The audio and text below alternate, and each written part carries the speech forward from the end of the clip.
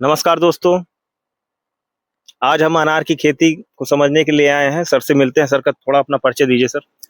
जी, मेरा नाम है महेश भाई पटेल। मैं गुजरात हलवद से बिलोंग करता हूँ और पिछले 15 साल से ये अनार का बागबान लगा हुआ है। और जैसे ऑर्डिनरी खेती कमर्शियल क्रॉप जो लेते हैं, इससे 3 गुना 4 गुना ज़्यादा नफा वाली खेती रहती है हॉर्टिकल्चर।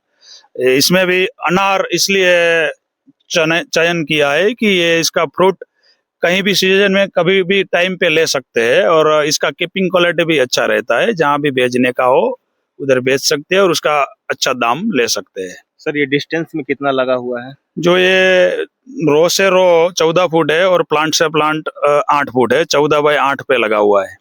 तो अगर 1 एकड़ में बोले कितना पौधा लगा हुआ है तो? इस हिसाब से 1 एकड़ में 380 से 400 प्लांट लगता है। सर पर एकड़ प्रोडक्शन कितना होगा? आपने अच्छा अगर कल्चर प्रैक्टिस किया है तो? पर एकड़ जैसे बाहर के हिसाब से रहता है और इसमें मानसून जैसे ठंडी इस हिसाब से माइनस प्लस रहता है, लेकिन एवरेज ऑन एवरेज पकड़ के चलिए तो 1 एकड़ में 6 से 8 टन का प्रोडक्शन रहता है। सर रेट का क्या होता है? लगभग एवरेज एक रेट आपको क्या मिल जाता होगा? फिर पर प्रोडक्ट मतलब एकड़ में कितना वो आता है रेट पर एकड़? वैसे रेट के हिसाब से चलिए तो जब डिमांड रहता है फॉरेन का, एक्सपोर्ट का, तब तो 100 रुपीज के अगल बगल में पर केजी निकलता है। जब ज्यादातर अनार इधर रहता है अपने डोमेस्टिक बाजार में तो 65 के अगल बगल में रहता है पर केजी। तो अगर मैं पर एकड़ समझूं कि कितना प्रोडक्शन मतलब हमको अगर पैसा मिल जाए, हाँ, कोई पर नया किसान अगर पर खेती करना एकड़ पे चाहे? जिस हिसाब से मैंने बोला, इस हिसाब से पूरा जो आय रहता है उसका 3.5 लाख से 4 लाख का 5 लाख तक होता है। इसमें से जो उसका खर्च लगता है एकड़ का और पर प्लांट का, तो 1.5 लाख जैसा एकड़ पे खर्च लग जाता है उसका पकाने का। जी क्या आती है अगर इंसेक्ट और डिसीज की बात करें तो? सबसे ज्यादा प्रॉब्लम आता है जब फ्लावरिंग सेटिंग के समय जो थ्रिप्स का अटैक रहता है और ये कथेरी का अटैक रहता है, तो उसका क्वालिटी डैमेज करता है कथेरी और थ्रिप्स, फ्रूट फ्लाई। अब सर बीमारियां कौन सी लगती हैं मेजर अनार के खेत में? हाँ, फूग का अटैक भी इतना रहता है। जैसे प्लेग है, वो कोलोट्रिटिकम है, इसका जो मेन रोग है उसका कंट्रोल काफी नए नए फूगनाशक डालना पड़ता है और कंट्रोल भी होता है। सर ये बहुत सारे लोग जो पॉलीथीन लगा के रखते हैं अपने अनार के पौधे के ऊपर, वो किस पर्पज पे लगाया जाता है? जो पॉलीथीन लगाते हैं उसका पर्पज एक ही है, उसका क्वालिटी शाइनिंग के लिए लगता है। जब सुबह का ओस गिरता है तो पॉलीथीन लगा हुआ होता है, तो ओस ना गिरे तो उसका शाइनिंग कम ना हो। उसमें सन स्केल्ड की समस्या आ हाँ, जाती है फ्रूट क्वालिटी को वो करने के लिए। हाँ, सन क्रैक और सनबर्न होता है तो ये उससे रुकता है वो, इसलिए। अनार के फील्ड में बेड की ऊंचाई 1 फीट तक रखते हैं और चौड़ाई 3.5 फीट के आसपास रखते हैं, जिससे प्रॉपर जल निकास बना रहे, पानी का भराव फील्ड पे ना रहे। अनार में एक पाउडरी मिल्ड्यू डिसीज भी आता है। एक लीफ स्पॉट, फ्रूट स्पॉट आता है जिसमें पत्तियों और फलों पर सफेद धब्बे दिखाई देते हैं, जो सर्कोस्पोरा एक फंगस के कारण होता है। इसमें विल्ट की समस्या भी दिखाई देती है, जिसमें ऊपर की शाखाएं पहले सूखती हैं और फिर धीरे धीरे नीचे की ओर सूखती जाती हैं और बाद में ऐसा ही स्थिति आ जाती है कि पूरा पौधा सूख जाता है।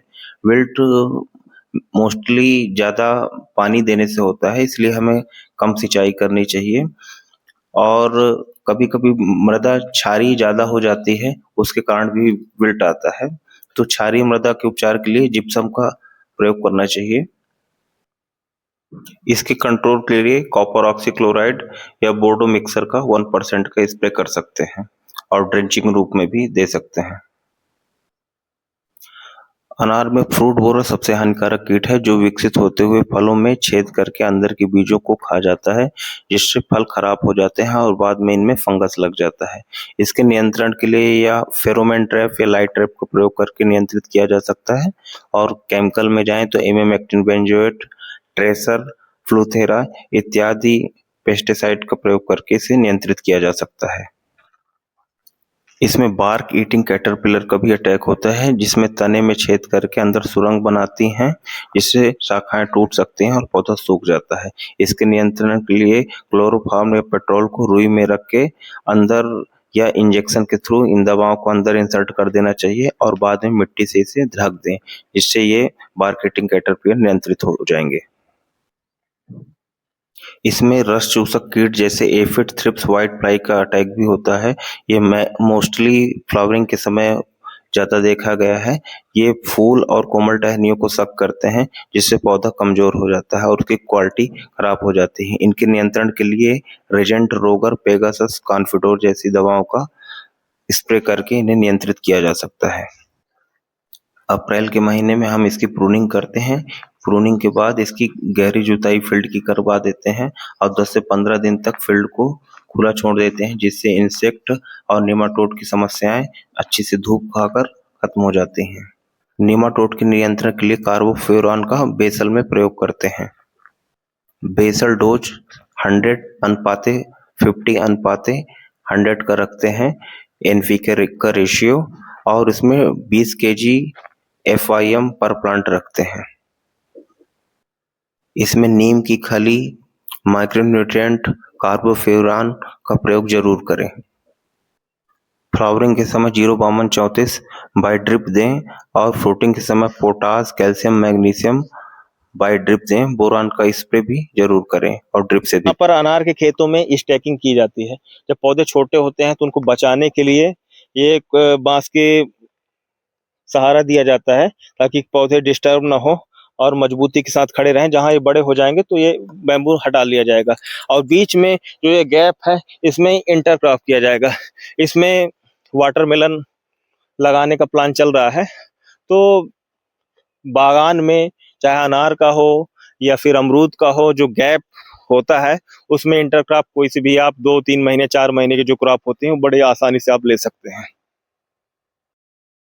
देखिए दोस्तों, यहाँ पर हर जगह आप देखे होंगे कि अनार के पौधे में ये कवर करके रखा जाता है। तो ये फ्रूट क्वालिटी जो होती है उसको मेंटेन करने के लिए सब किया जाता है। आप चारों तरफ आपको दिखाई देगा ऐसे कवर्ड करके पूरा रखा गया है फ्रूट क्वालिटी मेंटेन करने के लिए।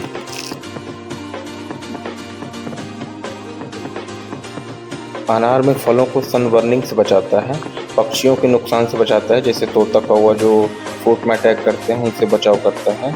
और ये जैसे आपके यहाँ ड्यू या पाला पड़ रहा है तो लगभग 5 डिग्री सेल्सियस टेम्परेचर को ये मेंटेन करता है क्रॉप कवर डालने से। अब फ्रूट की क्वालिटी जो शाइनिंग होती है वो मेंटेन करके रखता है। आपके यहाँ अगर ज़्यादा ठंड में ड्यू वगैरह पाला ज़्यादा पड़ता है तो फंगल इन्फेक्शन होने का फ्रूट में चांस होता है, तो वो भी बचा के रखता है अगर आप क्रॉप कवर डाले हैं। लागत अगर देखें तो 22-25 रुपये पर प्लांट की लागत आती है क्रॉप कवर लगाने की। तो काफ़ी बेनिफिट्स हैं क्रॉप कवर लगाने।